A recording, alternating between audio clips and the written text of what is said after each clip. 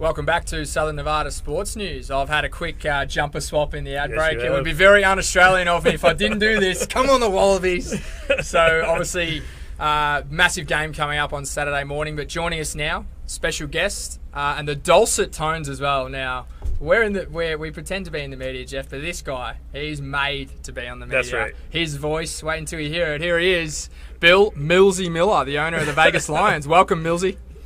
I'm doing just great, man. Hey, thank you very much for the invite on the show, guys. Appreciate it. And I love the new nickname, Millsy. Hey, you know what? I knew that one was going to stick when I saw it. I was like, you know what?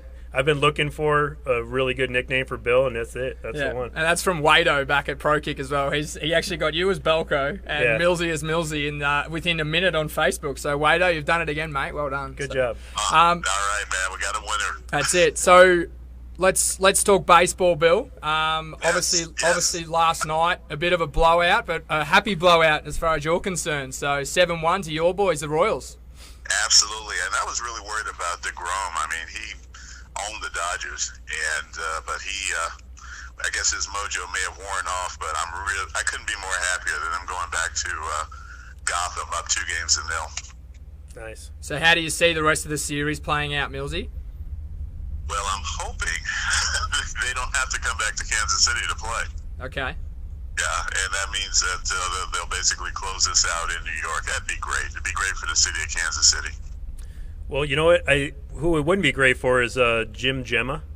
I talked to him yesterday, and of course, he's the 51's media guy.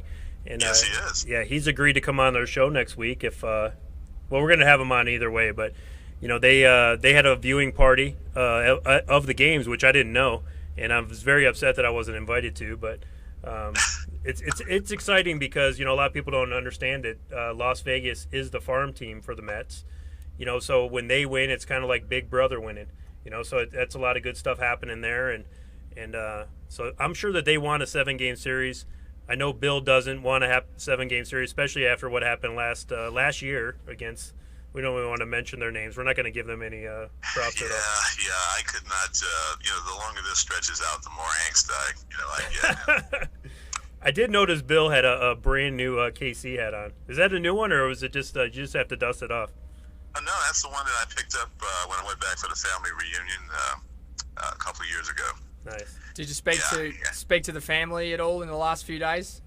Oh yeah, and they're all excited. I mean, my cousin Kim, she's a VP of marketing for Kansas City Visitors Bureau.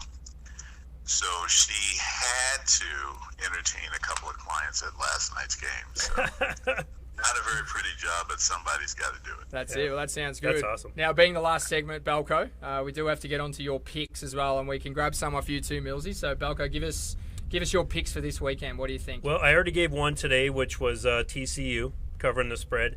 I do have two more. I like Notre Dame against Temple. The game is being played in Temple. Temple's had a solid squad. They are undefeated at this point.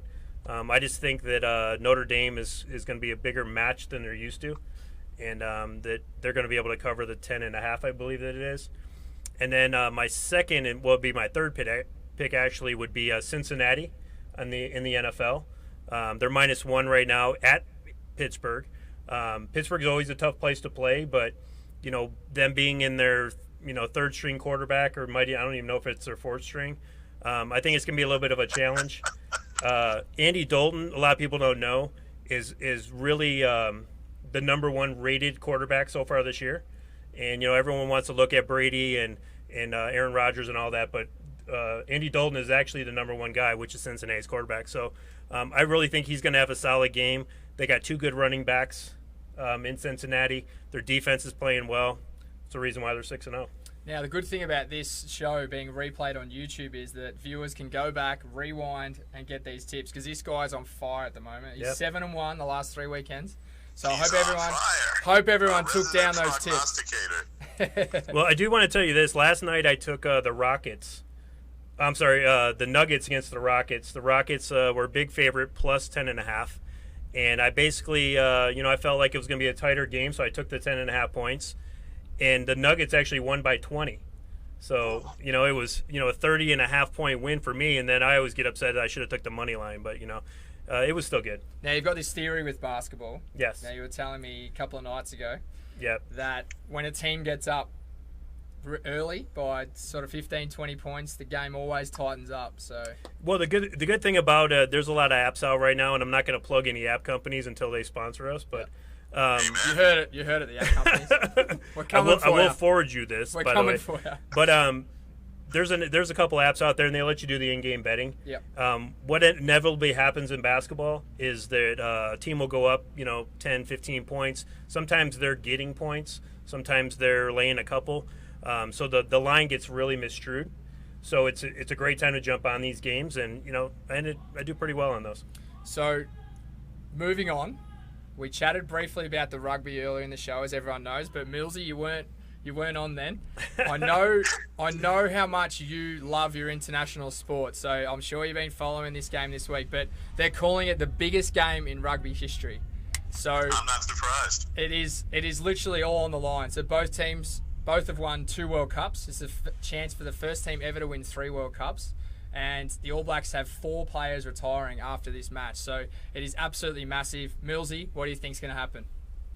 I think it's going to be close, but I think the All Blacks are going to pull it out. Oh, come on, Millsy. Wow.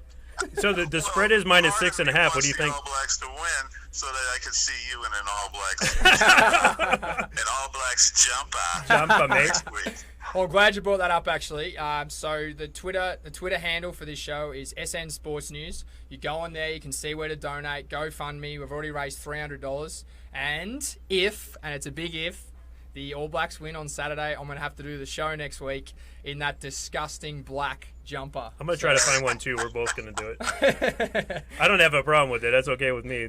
See, Belco's actually been going for the Aussies, and I know Millsy has too, but now there's a chance to see me in an All Blacks jersey, now they're all of a sudden they're All Black supporters. So. Well, what I'm hoping is the All Blacks jerseys, at least a large instead of a medium that he has on right now. I mean, he's obviously likes to flex out, and he's literally almost ripping out of the shirt. I don't know what you're talking about, mate. It's just too tight, is it? I actually had this thing on a few weeks ago, and my arm started to turn blue by the end of the show.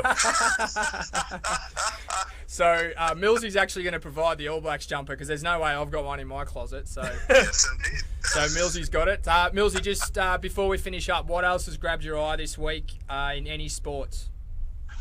I'll tell you this. Right now, I've got the Patriot Miami game on. It's still early, but it's already 7-0 New England. They don't seem to be having any trouble moving the ball. But this is really, kind of like the marquee game of the week. 3 weeks ago, this game was, penciled in as a dud. But with the way Miami's come on the last couple of weeks, I think everybody's hoping at least it's interesting.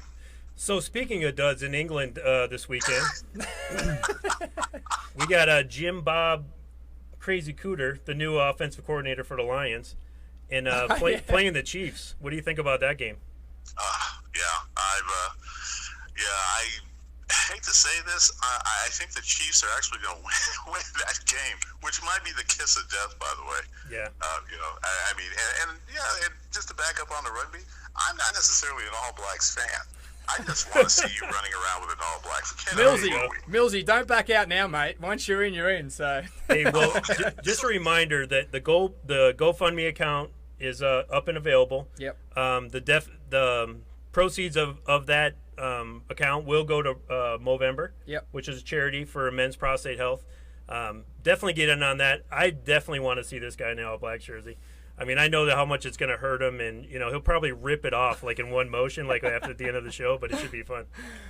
Yeah, so it obviously towards a great cause, which is prostate cancer, men's health, Movember as well. So me and Jeff are actually going to be doing Movember too. So we're just going to build this GoFundMe up and up and up, and then hopefully we get a couple of $1,000s in there, and we can just send it straight over. Well done, Jake. By the way, good on you, man, for putting that together. Thanks very much. So as you heard there, so Twitter handle is SNSportsNews. Go on to that. Click on the link. GoFundMe. Donate to a great cause. Thank you. Thanks very much for joining us, Millsy. It's been great. Hey, you're very welcome. Thanks, guys. All right, thank you. And thanks very much to our viewers. And that's going to bring us to the end of show number 3. Jeffrey? 3 down. Doesn't it go fast? Yes, it when does. you're having fun. That's right. So, quick shout out. Go, you Wallabies. Come on. Yes. Join us again next week, guys. Thanks for God joining bless us. you all.